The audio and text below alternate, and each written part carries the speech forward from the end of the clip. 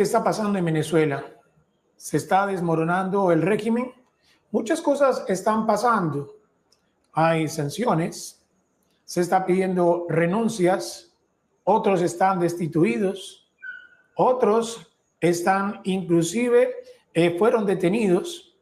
Los cubanos están saliendo, hay restricciones en todos los contratos del petróleo. En realidad, el régimen está cayendo en su totalidad. Y para hablar de este tema y ver nombres y posibilidades en los próximos días, me acompaña, como todas las semanas, Gustavo Azócar, porque más que él, alguien que entiende, que conoce cómo es el corazón del régimen. Bienvenido, Gustavo. Wilson, como siempre, agradecido contigo por la posibilidad de participar en tu programa. Mucho movimiento en Venezuela, mucho movimiento subterráneo sobre todo. Algunos de esos movimientos pues salen a la luz pública, como tú lo mencionabas, remociones, destituciones. La más importante, si se quiere, y la más reciente ocurrida, ha sido la del fiscal general de la República, Tarek William Saab, quien, según informó el presidente de la Asamblea Nacional, Jorge Rodríguez, presentó su renuncia. Hay una discusión en Venezuela. Algunos dicen que renunció, otros dicen lo renunciaron. Lo cierto es que el señor Saab estaba casi que entre los primeros 3, 4 puestos en la lista que el gobierno de Estados Unidos le exigió a la señora Delcy Rodríguez para remover de su cargo, sobre todo por el tema de los presos políticos, la violación de los derechos humanos en Venezuela, la persecución que se desató luego de las elecciones presidenciales del 28 de julio de 2024. Hubo 2.000, casi 3.000 personas detenidas y obviamente esas detenciones y esos encarcelamientos que hubo después de julio 2024 no habrían sido posibles en Venezuela si la Fiscalía General de la República no se hubiese prestado para esa persecución, para ese hostigamiento que hubo en Venezuela en los últimos 2 años prácticamente.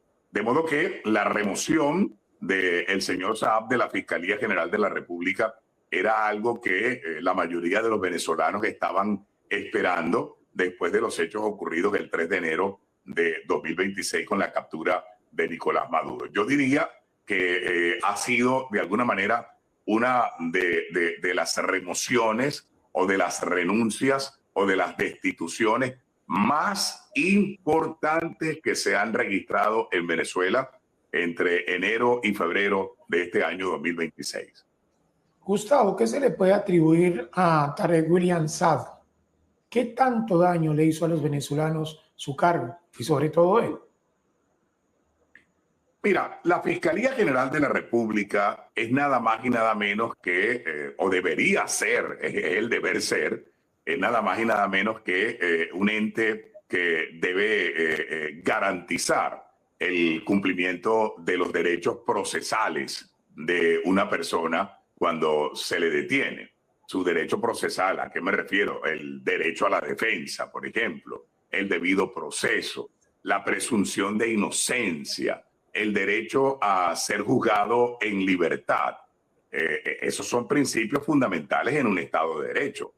A ti te pueden investigar, no hay problema. Si el día de mañana se abre una averiguación contra mí, por ejemplo, yo no tengo ningún problema en que alguien me investigue y alguien me averigüe, pero el proceso tiene que estar enmarcado dentro de lo que dicta la Constitución. Es decir, yo lo primero que tengo es la presunción de inocencia.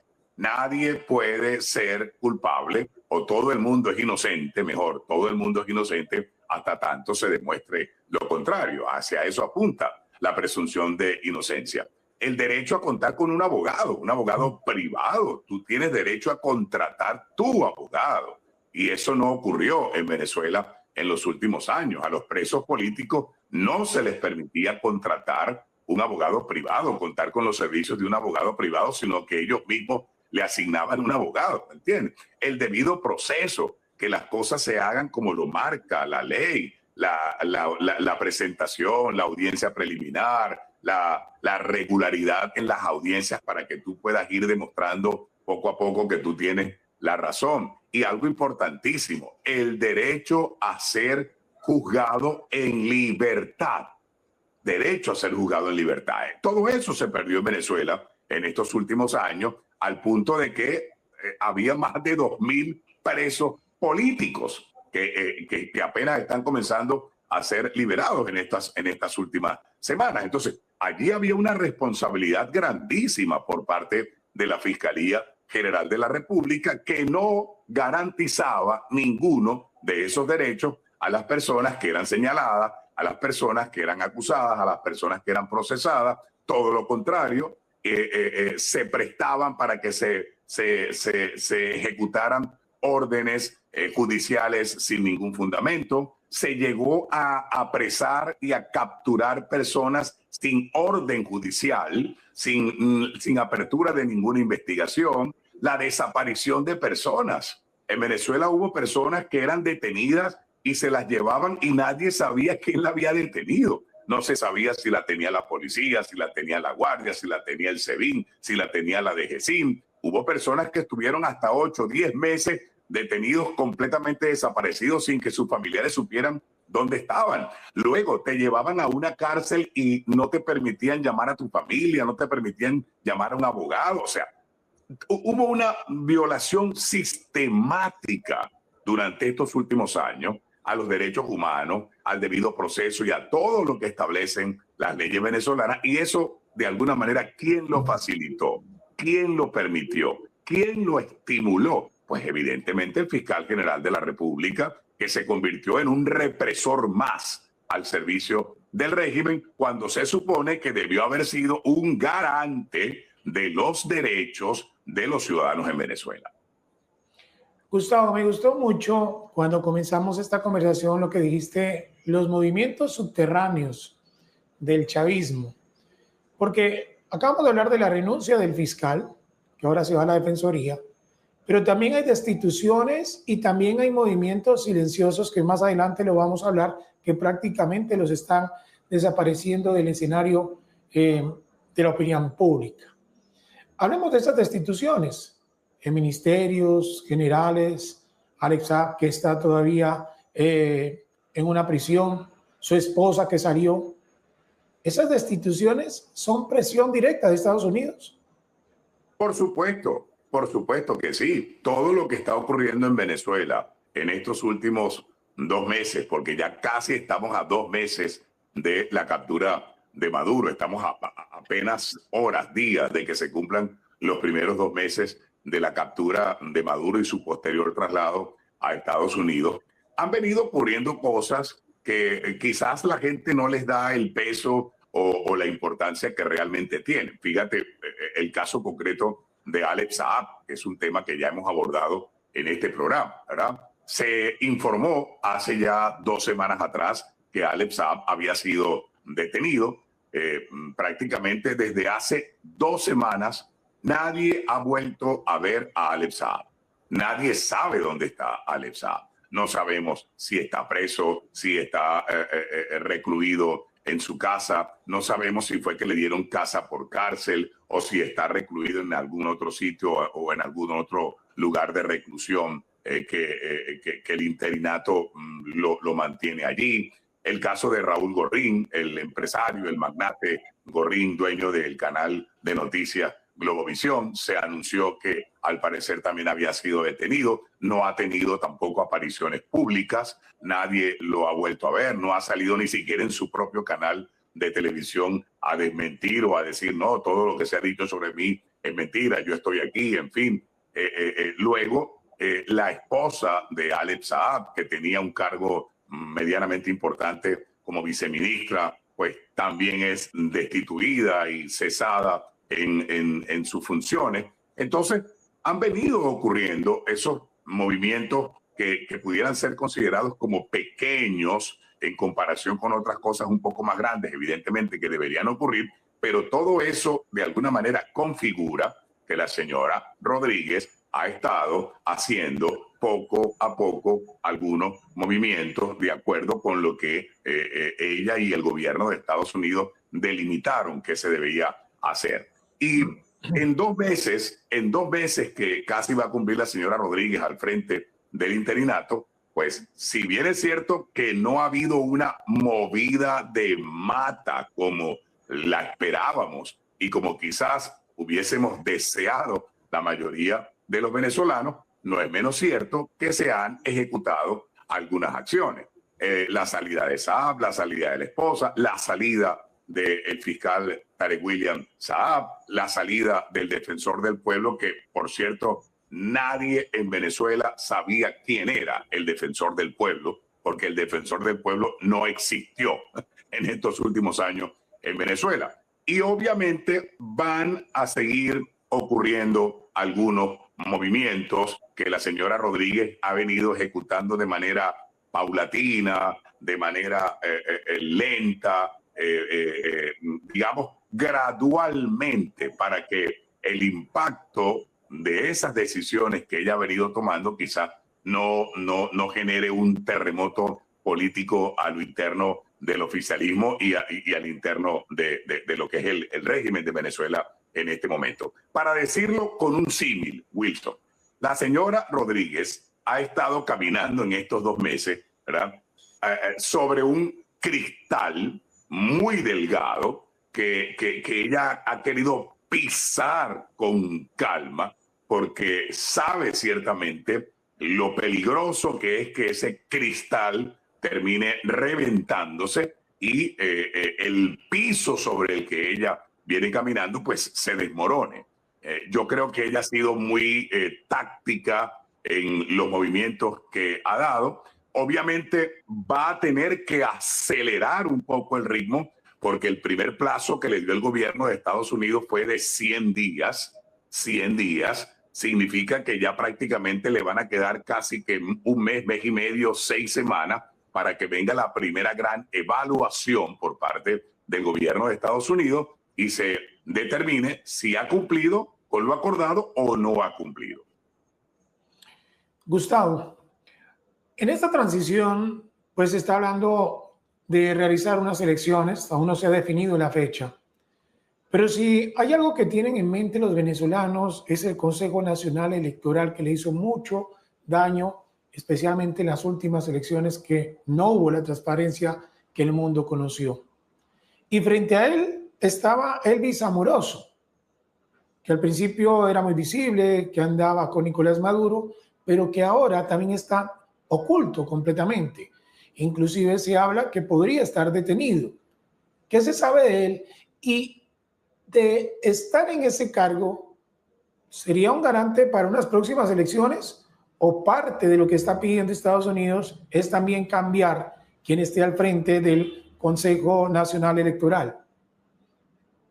Wilson, si algo está perfectamente claro para el gobierno de Estados Unidos, para el presidente Donald Trump y para el secretario de Estado, Marco Rubio, es que el señor Elvis Amoroso no puede continuar al frente del Consejo Nacional Electoral. En la lista de funcionarios públicos que deben ser removidos a la mayor brevedad posible en Venezuela, yo no tengo la menor duda de que en el 1, 2, 3 está el nombre del señor Elvis Amoroso, presidente del Consejo Nacional Electoral, quien no tiene la confianza no solamente del gobierno de Estados Unidos, sino no tiene la confianza de ningún sector político opositor en Venezuela. Y yo estoy seguro, pero muy, muy seguro, de que esa remoción, de que esa destitución o de que la renuncia, porque a veces se utiliza el mecanismo de la renuncia, tú sabes, para no hacerlos quedar mal, y entonces le dicen, pues preséntame la renuncia para que se vea como que más elegante en todo caso, ¿no? Pero Amoroso está, como te digo, en el 1, 2, 3 de los funcionarios que deben ser inmediatamente removidos de sus cargos. Y no es posible, pero no es posible organizar una nueva elección en Venezuela bajo la presidencia del señor Amoroso, que ha sido un hombre muy cuestionado, sobre todo por el gran fraude electoral que se cometió en Venezuela el pasado 28 de julio, cuando todo el país y el mundo entero vio ganar a Edmundo González Urrutia con más de 7 millones de votos, vio perder a Nicolás Maduro con apenas 3 millones de votos, y aún así el señor Amoroso salió en televisión proclamando que Nicolás Maduro había ganado las elecciones. No es posible pensar en un proceso electoral en Venezuela de ninguna naturaleza, y menos un proceso electoral presidencial, si no se producen grandes cambios dentro del Consejo Nacional Electoral. Toda la directiva del Consejo Nacional Electoral tiene que ser destituida, tiene que ser remozada, tiene que ser cambiada. Tenemos que tener un nuevo Consejo Nacional Electoral con gente verdaderamente confiable. Ha sonado muchísimo, por cierto, el nombre de Enrique Márquez, este dirigente que acabamos de ver en el discurso de la unión del presidente Donald Trump.